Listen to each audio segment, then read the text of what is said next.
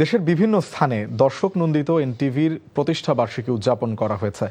নানা আয়োজনের মধ্য দিয়ে জনপ্রিয় টেলিভিশন চ্যানেল এনটিভির ২৪ বছরে পদার্পণ উদযাপন করা হয়েছে বগুড়ায়।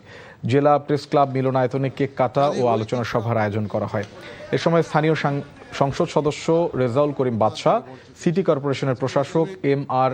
ইসলাম স্বাধীন, জেলা পরিষদের প্রশাসক এ.কে.এম. আহসানুল হক তৈয়ব জাকির উপস্থিত ছিলেন।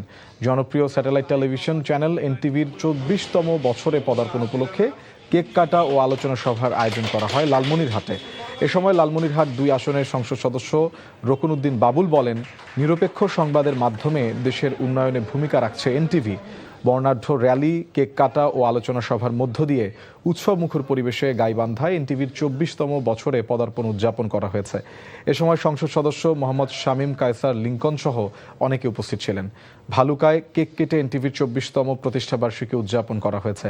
ভালুকা প্রেস ক্লাব মিলনায়তনে কোরআন তিলাওয়াত মিলাদ শেষে এনটিভি ও প্রতিষ্ঠানের চেয়ারম্যান আলহাজ মোসাদ্দেক আলীর জন্য বিশেষ দোয়া করা হয়।